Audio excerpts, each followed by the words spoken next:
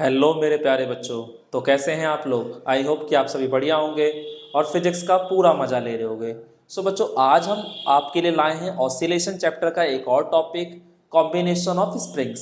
सो बच्चों, ये जो टॉपिक है ना, ये न्यूमेरिकल पॉइंट ऑफ व्यू से बहुत ज़्यादा इंपॉर्टेंट है, क्योंकि इस पे बेस्ड बहुत बार आपके न्यूमेरिकल से स्कूल एग्जाम्स में आते हैं। तो यहाँ पर आपको न्यूमेरिकल समझने हैं, बट उनको समझने से पहले आपको कॉन्सेप्ट समझना बहुत ज़रूरी है। ठीक है, आप अगर अपनी एनसीईआरटी खोल के देखेंगे तो आपको एनसीईआरटी में कई सारे एग्जाम्पल्स सिर्फ और सिर्फ कॉम्बिनेशन ऑफ रजिस्टर्स पे देखने को मिल जाएंगे, सॉरी कॉम्बिनेशन ऑफ स्प्रिंग्स पे देखने को मिल जाएंगे। तो ये क्लियर हो रहा है कि अपना ये जो टॉपिक है न्यूमेरिकल पॉइंट ऑफ व्यू से बहुत इंपॉर्टेंट है। तो फर्स्ट ऑफ ऑल आप कंसेप्ट समझिए, देन उसके बाद फिर न्यूमेरिकल समझेंगे। सो बच्चों, मैं हूँ Deepak Yadav, director of extra mind tutorial. स्वागत करता हूँ आपके अपने YouTube channel extra mind tutorials में। सो बच्चों, आज का वीडियो स्टार्ट करते हैं।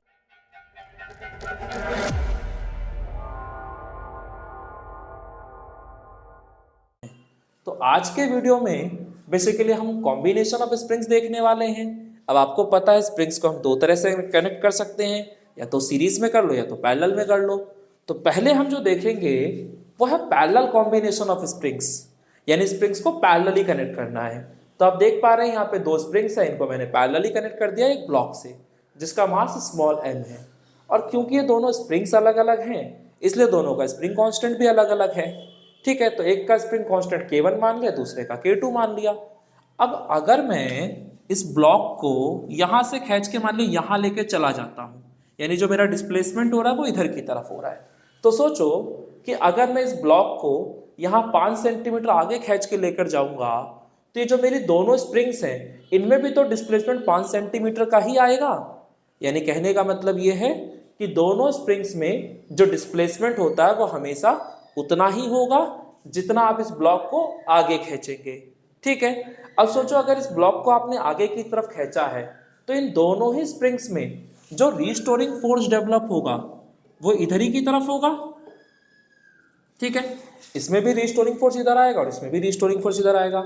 तो अगर हमें टोटल रीस्टोरिंग फोर्स देखना है तो वो भी ऑब्वियसली इधर ही आएगा, क्योंकि जब दोनों वेक्टर सेम डायरेक्शन में है तो इनका जो रिजल्टेंट होगा वो भी उसी डायरेक्शन में होगा। तो अगर मैं यहाँ पे बात करता हूँ रीस्टोरिंग फोर्स की, तो पहले स्प्रिंग में जो रीस्टोरिंग फोर्स आएगा वो हो जाएगा माइनस का K1 इंटू एक्स, और दूसरे स्प्रिंग की अगर आप बात कर दो तो उसके अंदर जो रीस्टोरिंग फोर्स होगा वो माइनस का K2x हो जाएगा। और क्योंकि दोनों फोर्सेस सेम डायरेक्शन में हैं, इसलिए इनका जो रिजल्टेंट होगा यानी जो टोटल फोर्स आएगा वो सिंपली एडअप करके आ जाएगा, यानी Fr1 प्लस का Fr2। तो Fr1 की वैल्यू होगी माइनस का K1 इंटू एक्स और Fr2 की वैल्यू होगी माइनस का K2 इंटू एक्स। तो यहाँ पे माइनस का x कॉमन आ जाएगा, तो यहाँ बचेगा क्या, तो K1 प्लस का K2। तो यह हमारा टोटल रीस्टोरिंग फोर्स निकल के आ गया। अब मैं अगर इन दोनों स्प्रिंग्स की जगह एक सिंगल स्प्रिंग यूज करना चाहता हूं और मैं कहता हूं कि वो स्प्रिंग इन दोनों के इक्विवेलेंट है, ठीक है, तो जैसे मान लेता हूं कि ये मेरा एक सिंगल स्प्रिंग है, ठीक है, और इससे मैंने यही वाला ब्लॉक कनेक्ट कर दिया है जिसका मास m था। ठीक है, और ये सिंगल स्प्रिंग का जो स्प्रिंग कांस्टेंट है वो मैं मान लेता हूँ Kp।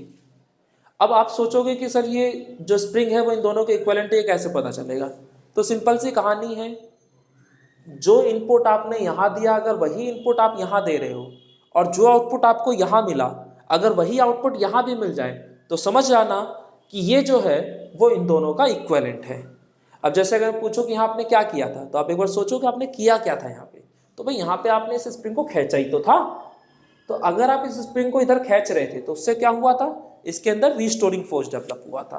यानी कि यहाँ पर जो इनपुट है आपका वो है डिस्प्लेसमेंट और आउटपुट पे आपको क्या मिला, तो रीस्टोरिंग फोर्स। तो इसका मतलब क्या है कि अगर मैं कह रहा हूं कि ये स्प्रिंग इन दोनों के इक्विवेलेंट है, इसका मतलब जितना इनपुट यहाँ दिया था उतना ही इनपुट अगर यहाँ दे दूं तो जो आउटपुट मुझे यहाँ मिला था वही मुझे यहाँ मिलना चाहिए। तो यहाँ पर जो डिस्प्लेसमेंट था वो x था, तो मैंने इसके अंदर भी x डिस्प्लेसमेंट प्रोड्यूस कराया, और यहाँ पर जो टोटल रीस्टोरिंग फोर्स डेवलप हुआ था वो कितना था, Fr नेट। तो इस वाले स्प्रिंग में भी जो टोटल रीस्टोरिंग फोर्स डेवलप होगा वह Fr नेट के ही तो बराबर होगा। तो अगर मैं इस वाले स्प्रिंग के लिए हुक्स लॉ को लिखना चाहूँ तो मैं ऐसे ही तो लिखूंगा कि net restoring force is equal to minus का के पी इंटू में एक्स। तो आप देख सकते हो जो इनपुट वहां था वही इनपुट यहाँ है और जो आउटपुट यहाँ था वही आउटपुट यहाँ भी है। तो अगर आप इन दोनों इक्वेशंस को कंबाइन करेंगे या इक्वेट करेंगे तो आपको क्या मिलेगा, तो भाई इसकी जगह ये हो गया, इस x की जगह ये रहा, माइनस की जगह माइनस, तो के पी की जगह k1 प्लस k2। तो यहाँ से हमें इक्वलेंट स्प्रिंग के स्प्रिंग कांस्टेंट का फॉर्मूला मिल गया। So k p is equal to k1 plus k2। तो ये हमारे इक्विवेलेंट स्प्रिंग के स्प्रिंग कांस्टेंट का फॉर्मूला आ गया। बाकी आप लोग को किसी भी स्प्रिंग के टाइम पीरियड का बेसिक फॉर्मूला याद होगा, अगर नहीं याद हो तो भाई अब याद कर लो। तो टाइम पीरियड का फॉर्मूला क्या था बेसिक वाला, तो t is equal to 2 pi square root of m बटे में के, क्योंकि आप इस वाले स्प्रिंग के लिए देख रहे हो और इसका स्प्रिंग कांस्टेंट के पी है, तो यहाँ पे एम बटे में के पी कर देते हैं। तो t is equal to 2 pi square root of m बटे में के पी। तो के पी की जगह क्या आ गया हमारा, तो k1 प्लस k2। तो ये हमने यहाँ से टाइम पीरियड निकाल दिया। अब इसे टाइम पीरियड का उल्टा कर दोगे तो आपका फ्रीक्वेंसी आ जाएगा। तो फ्रीक्वेंसी का फॉर्मूला क्या था, तो f is equal to 1/t, और t जो है हमारा वो किसके बराबर है, तो 2 पाई, और देखो स्क्वायर रूट, देखो 2 पाई के साथ यहाँ m है रूट के अंदर, तो 2 पाई अगर नीचे में है तो m भी तो उसके साथ नीचे में आ जाएगा और k1 प्लस k2 आपका ऊपर की तरफ चला जाएगा। तो ये हमारा फ्रीक्वेंसी निकल के आ गया। सो बच्चों ये दोनों फॉर्मूले उतने इंपॉर्टेंट नहीं है जितना आपके लिए ये याद रखना इंपॉर्टेंट है।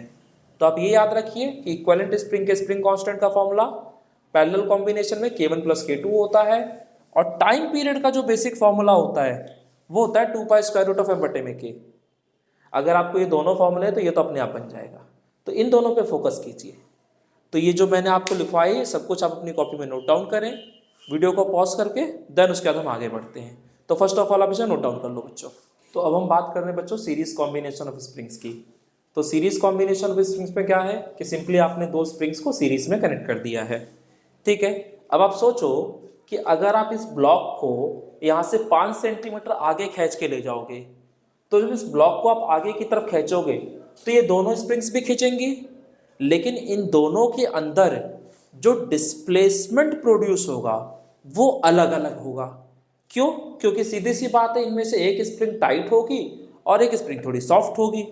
तो भाई जो सॉफ्ट वाली स्प्रिंग है वो ज़्यादा खींच जाएगी और जो टाइट वाली स्प्रिंग है वो कम खींचेगी, ठीक है। क्योंकि दोनों ही स्प्रिंग्स पे जो फोर्स एक्सपीरियंस हो रहा होगा वो सेम ही होगा। आप सोचो अगर आप इस ब्लॉक पे 50 न्यूटन का फोर्स लगा के इसे आगे खींच रहे हो, तो भाई वो जो 50 न्यूटन का फोर्स है वो इस पे भी लग रहा है और इस पे भी लग रहा है, यानी दोनों ही स्प्रिंग्स के लिए जो अप्लाइड फोर्स है वो सेम है, और इसलिए दोनों के अंदर ही जो रीस्टोरिंग फोर्स प्रोड्यूस होगा वो भी सेम होगा। हाँ, यहाँ पर डिस्प्लेसमेंट दोनों के लिए अलग अलग होगा, क्योंकि इसमें से एक स्प्रिंग टाइट होगी और एक स्प्रिंग लूज होगी। तो जो सॉफ्ट वाली होगी वो ज़्यादा खींच जाएगी और जो टाइट वाली होगी वो कम खींचेगी, ठीक है। बाकी आपको रीस्टोरिंग का बेसिक फॉर्मूला तो पता ही है कि F R is equal to minus का के एक्स। तो यहाँ से अगर आप x निकालना चाहें तो x निकालना है तो माइनस के को इधर भेज दूँ तो ये आ जाएगा माइनस का एफ आर बटे में के। अब अगर मैं पहले स्प्रिंग की बात कर दूं कि भाई पहले स्प्रिंग में जो डिस्प्लेसमेंट प्रोड्यूस हुआ होगा वो कितना होगा, तो x1 is equal to minus का एफ आर बटे में k1, और दूसरे स्प्रिंग की अगर बात कर दूं तो वहां पे भी माइनस का एफ आर बटे में k2। आप समझ लीजिए दोनों के लिए ही रिस्टोरिंग फोर्स सेम है। क्यों? क्योंकि दोनों ही स्प्रिंग सेम फोर्स एक्सपीरियंस कर रही हैं, और अगर दोनों फोर्स सेम एक्सपीरियंस करेंगी तो दोनों के अंदर जो रिस्टोरिंग फोर्स डेवलप होगा वो भी सेम ही होगा। इसीलिए आप देख सकते हैं मैंने यहाँ पे भी एफ आर लिखा और मैंने यहाँ भी एफ आर लिखा है। दोनों के लिए के का वैल्यू अलग अलग था, इसलिए एक्स का वैल्यू भी अलग अलग है। अच्छा, यहाँ पे मुझे एक बात और पता है कि अगर मैंने इस ब्लॉक को 5 सेंटीमीटर खींचा है तो इन दोनों में भले ही डिस्प्लेसमेंट अलग अलग हो, लेकिन उन दोनों डिस्प्लेसमेंट का सम आएगा 5 सेंटीमीटर ही, ठीक है। यानी जो टोटल डिस्प्लेसमेंट होगा वो हमेशा इन दोनों के सम के ही बराबर होगा। तो मैं कह सकता हूं कि हमारा जो टोटल डिस्प्लेसमेंट होगा, therefore total displacement x is equal to x1 plus x2, और x1 की वैल्यू कितनी है तो माइनस का एफ आर बटे में k1, और x2 की वैल्यू कितनी है तो माइनस का एफ आर बटे में k2। अब आपको पता है कि यहाँ से माइनस का एफ आर जो है वो कॉमन आ सकता है, तो x is equal to minus का एफ आर कॉमन अगर आप निकाल देते हो तो यहाँ पे आ जाएगा 1/k1 और यहाँ पे आ जाएगा 1/k2। तो ये हमारा टोटल डिस्प्लेसमेंट आ गया। ठीक है, तो ये तो हो गया इसके लिए। अब अगर मैं इन दोनों स्प्रिंग्स की जगह एक सिंगल स्प्रिंग ले लूँ, अगर मैं इन दोनों स्प्रिंग्स की जगह एक सिंगल स्प्रिंग ले लेता हूँ, ठीक है, और मान लेता हूँ कि उसका स्प्रिंग कांस्टेंट जो वो Ks है, ठीक है, और जो जो मास इस ब्लॉक का होगा वही इसका भी होगा, ठीक है। अब यहाँ पर मैंने क्या बताया था, इक्विवेलेंट स्प्रिंग का क्या मतलब है कि जो इनपुट आपने यहाँ दिया था वही इनपुट आप यहाँ दीजिए, जो आउटपुट यहाँ मिला था वही आउटपुट यहाँ भी मिलना चाहिए, अगर ये स्प्रिंग इन दोनों के इक्विवेलेंट है तो, ठीक है। तो यहाँ पर आपने कितना खींचा था इसे, एक्स डिस्प्लेसमेंट से, तो भाई इसे भी एक्स डिस्प्लेसमेंट से खींच दो। इसके अंदर जो आपका टोटल रिस्टोरिंग फोर्स डेवलप हुआ था वो उतना ही था जितना दोनों के लिए था। भाई अगर आपने यहाँ 50 न्यूटन का फोर्स लगाया था तो इस पे इसने भी 50 ही न्यूटन का फोर्स एक्सपीरियंस किया था और इसने भी 50 न्यूटन का ही फोर्स एक्सपीरियंस किया था, यानी कि दोनों के लिए अप्लाइड फोर्स का वैल्यू सेम है और वो वही है जो टोटल फोर्स है। तो अगर दोनों के लिए अप्लाइड फोर्स सेम है तो दोनों का रिस्टोरिंग फोर्स भी सेम होगा और वो टोटल वाले के ही बराबर बैठेगा। तो अगर यहाँ पे आपका रिस्टोरिंग फोर्स एफ आर आया है तो यहाँ भी रिस्टोरिंग फोर्स एफ आर ही आएगा। अब मैं अगर इस वाले स्प्रिंग पे हुक्स लॉ लगाऊं तो यहाँ पे मैं कह सकता हूँ ना कि मेरा F R is equal to क्या हो जाएगा, तो माइनस का के एस इंटू में एक्स, तो एक्स इज इक्वल टू क्या आएगा, तो माइनस का एफ आर बटे में के एस, और ये हो गया आपका दूसरा इक्वेशन और इसे बना लो अपना पहला इक्वेशन। अब इन दोनों इक्वेशंस को अगर आप इक्वेट करोगे तो सोचो आपको क्या मिलेगा, तो एक्स एक्स के बराबर है, माइनस एफ आर के बराबर है, तो इसका मतलब ये जितना भी बच गया वो सब 1/ks के बराबर है। तो यहाँ से मुझे 1/ks मिल गया और वो आ गया 1/k1 प्लस का 1/k2। तो ये हमारा एक फॉर्मूला तैयार हो गया। अगर मैं चाहूँ तो इसको थोड़ा सा और एक्सटेंड कर सकता हूँ, तो 1/ks इज इक्वल टू इसका एलसीएम ले लो, तो k1 k2 और यहाँ आ जाएगा k2 प्लस का k1, ठीक है। अब मुझे तो ks चाहिए ना, तो इसको पलट दो, तो ks is equal to k1 k2 बटे में k1 प्लस का k2। तो ये हमारा इक्विवेलेंट स्प्रिंग के स्प्रिंग कांस्टेंट का फॉर्मूला तैयार हो गया, ठीक है। अब अगर ये मिल गया है आपको तो मेरे ख्याल से आपको ना तो टाइम पीरियड निकालने में कोई दिक्कत होगी और ना ही फ्रीक्वेंसी निकालने में। बस आपको टाइम पीरियड का जो बेसिक वाला फॉर्मूला था वो याद होना चाहिए, और फॉर्मूला क्या था, तो t is equal to 2 square root of f बटे में k। अब क्योंकि आप स्प्रिंग सीरीज कॉम्बिनेशन की बात कर रहे हैं तो यहाँ k की जगह हम ks लगा देंगे और ks की वैल्यू मुझे पहले से पता है, तो यहाँ से मेरा टाइम पीरियड कितना निकल के आएगा, 2 स्क्वायर रूट ऑफ m बटे में ks। तो ks की जगह आ गया k1 k2 बटे में k1 प्लस का k2, ठीक है। अब ये जो नीचे वाली चीज़ है ये ऊपर शिफ्ट हो जाएगी, तो यहाँ से हमारा टाइम पीरियड बनेगा 2 स्क्वायर रूट ऑफ m और ये k1 प्लस k2 ऊपर चला गया और बटे में आ गया k1 k2। तो ये हमने यहाँ से टाइम पीरियड निकाल दिया और इसी का जस्ट उल्टा कर दोगे तो आपका फ्रीक्वेंसी आ जाएगा। तो क्योंकि फ्रीक्वेंसी जो होता है रेसिप्रोकल ऑफ टाइम पीरियड होता है, और टाइम पीरियड कितना है, तो 1/2 और स्क्वायर रूट ऑफ m और ये आ जाएगा k1 प्लस k2 और बटे में k1 k2, ठीक है। तो ये पूरा पोर्शन ऊपर चला जाएगा, तो ये आ जाएगा 1/2 और देखो ये चीज़ आपका ऊपर गई और रूट के साथ ही जाएगी ना, तो पूरा रूट के साथ ये चीज़ ऊपर चला गया, तो k1 k2 और m इंटू में k1 प्लस k2 आपका नीचे की तरफ आ गया। तो ये हमारा फ्रीक्वेंसी का फॉर्मूला तैयार हो गया। तो बस ये आपको ध्यान रखना है। तो मेन चीज़ ये नहीं है, मेन चीज़ आपका ये फॉर्मूला है सीरीज कॉम्बिनेशन का, और दूसरा आपको टाइम पीरियड का जो बेसिक वाला फॉर्मूला वो पता होना चाहिए। अगर ये दो पता है तो बाकी सब आपके लिए आसान है, कोई दिक्कत नहीं है आपको, ठीक है बच्चों। अब इन दोनों फॉर्मूलों को आप जो सीरीज पैरेलल वाले फॉर्मूले हैं, इन फॉर्मूलों को देख के आपको कॉम्बिनेशन ऑफ रजिस्टर याद हो रहा होगा जो क्लास 10th में आपने पढ़ा होगा, कुछ बच्चों ने पढ़ा होगा, बाकी तो जस्ट एंजॉय कर रहे थे 10th में, और 11th में आके पता चला कि उन्होंने साइंस लेके कितनी बड़ी गलती कर दी। तो सीरीज कॉम्बिनेशन के लिए अगर हम बात कर दें तो RS is equal to R1 plus R2 हो जाता है, और 1/RP is equal to 1/R1 plus का 1/r2। ठीक है, तो ये तो स्प्रिंग के लिए फॉर्मूला था, और वहीं सॉरी ये आपका रेजिस्टर्स के लिए फॉर्मूला था। और अगर मैं स्प्रिंग वाला फॉर्मूला देखूं तो देखो ध्यान से, यहाँ जो फॉर्मूला पैरेलल में है वो फॉर्मूला मुझे सीरीज में दिख रहा है। तो ये ध्यान रखना कि वहाँ जो पैरेलल है वो यहाँ सीरीज है, यानी अगर आपको वहाँ पैरेलल का फॉर्मूला याद है तो यहाँ सीरीज का फॉर्मूला आप अपने आप से बना सकते हो। सेम ऐसे ही जो स्प्रिंग्स के लिए सीरीज का फॉर्मूला था वो यहाँ पैरेलल में होगा।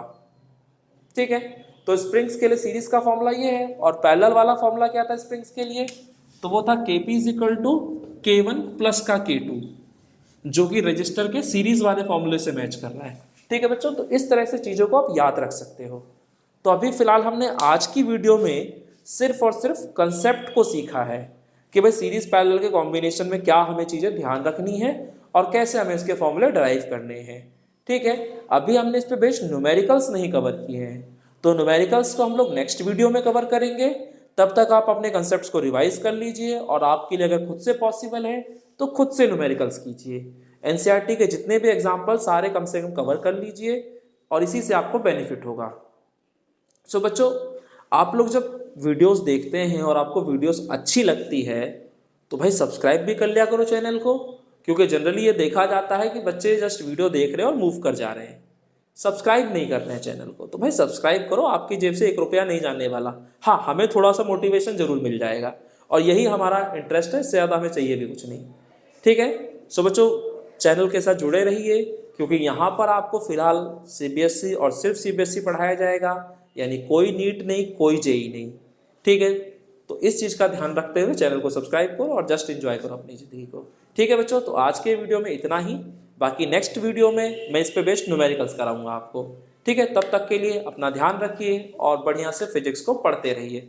बाय बच्चों।